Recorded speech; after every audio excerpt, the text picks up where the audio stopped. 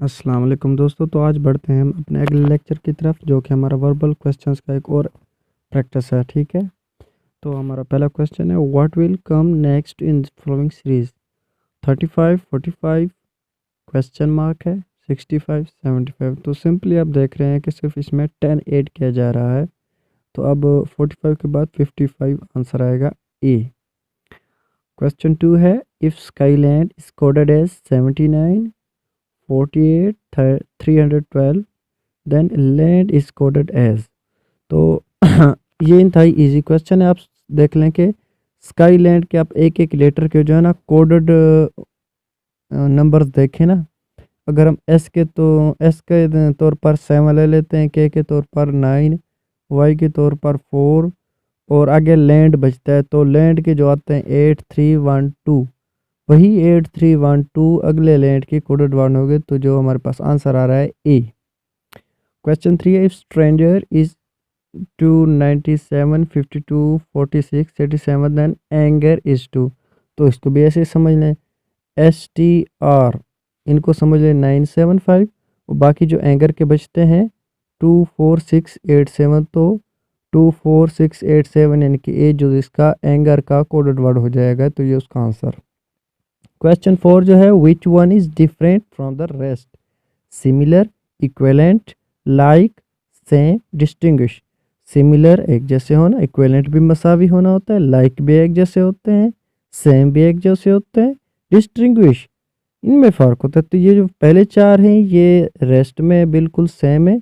Last वाला जो ई जो है डिस्टिंग्विश, ये इस रेस्ट से आउट है, ये डिफरेंट है। हमारा नेक्स्ट क्वेश्चन है, विच one is different from the rest.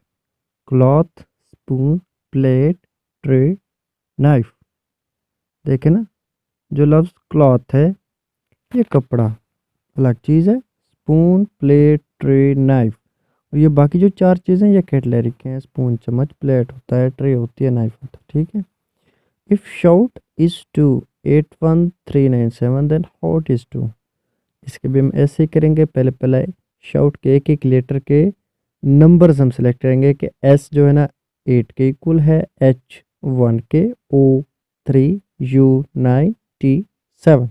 इसी तरह हॉट के जो है ना, शाउट का एच जो था 1 के इक्वल था, तो वहाँ 1 लिख दें पहला पहला, और ओ के लिए लिख दें 3, टी के लिए लिख दें 7, 1 3 7 यानी कि ए जो। विच one is different from the rest. Kiwi, sparrow, crow, eagle, parrot.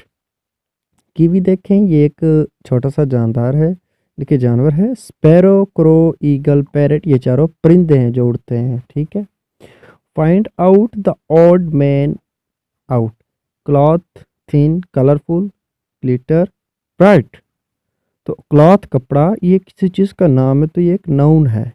Thin, colourful, glitter, bright, ये चारों चीज़ें किसी न किसी चीज़ की खूबियाँ या एडजेक्टिव्स बन जाती हैं। ठीक है, तो क्लॉथ आंसर है।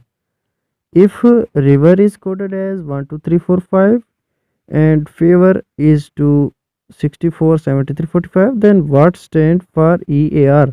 तो हम पहले EAR के जो है ना नंबर्स ढूंढेंगे। रिवर के आर आप समझ लो कि 1 के इक्वल है, I2 के, V3 के, E4 के, और R5 के। तो इस तरह से हमारे पास E के लिए आ रहा है 4, ए के लिए हमारे पास फीवर से हमें देखना पड़ेगा, एफ जो है ना 6 के इक्वल है, ई इक्वल है 4 के, ए इक्वल है 7 के। तो ई आ रहा था 4, ए आ रहा है 7, आर आ रहा है 5, 4 7 5 इसका आंसर है। If secret is coded as 102807, then erect is coded as. तो इसके लिए भी हमें पहले सीक्रेट के एक एक लेटर को नंबर देना होगा। एस इक्वल है 1 के, E0, C2, और 8, E0, T7। देन ई के लिए आ रहा था हमारे पास 0, आर के लिए आ रहा था 8, फिर R8, तो 088। फिर ई के लिए 0 समझ लें। सी के लिए हमारे पास बन रहा था 2, और टी के लिए बन रहा है 7, तो 088 027 यानी कि ए जो जिसका आंसर है। क्वेश्चन 12 है, if tomorrow is 256 76 8 8 6 9 then row is 2। तो इसके लिए मेरे पास पहले आर और डब्ल्यू के नंबर्स होने चाहिए। अगर टुमारो के टी को हम 5 के इक्वल कर दें, ओ को 6 के, तो ओ हमारे पास 6 आ गया।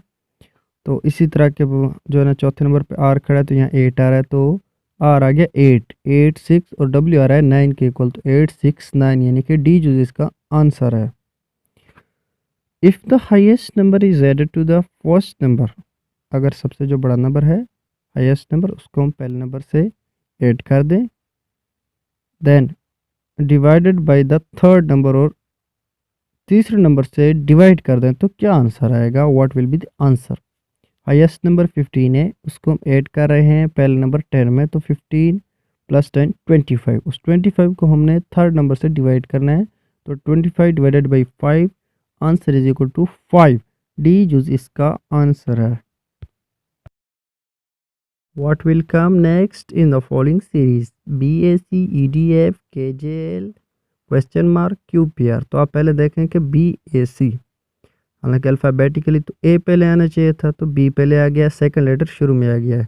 इस तरह EDF को देखें, DF आना चाहिए था, लेकिन EDF शुरू में आ गया। इस तरह KJL को देखें, जे पहले आना चाहिए था, लेकिन के पहले आ गया सेकंड लेटर, और लास्ट पहले वैसे खड़ा है।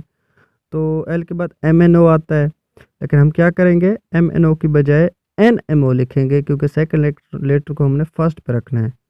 और लास्ट वाला भी देख लें, QPR, हालांकि PQR आना चाहिए था। तो जो हमारा आंसर आ रहा है NMO, बी यूज आता है। What will come next in the following series? 5 और 6, 36 और 25, 8 और 7। तो हम पहले दो नंबर्स को देख लेते हैं। 5 और 6 को 36 और 25 किया गया है। पहले तो इनको चेंज किया गया है, 5 को नीचे लिख दिया गया है और 6 को ऊपर।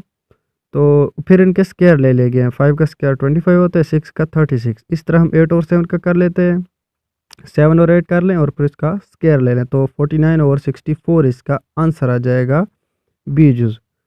विच one is different from the rest? Paper, pen, stationery, stationery. Paper जो होता है लिखने के लिए, पेन लिखने के लिए होता है, हमारे पास पेपर पर लिखते हैं।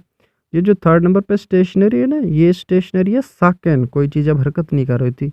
और लास्ट स्टेशनरी में तो वही चीज़ें आ जाती है, लिखने पढ़ने वाली चीज़ें। तो जो सी यूज है ये बाकी तीनों से डिफरेंट है।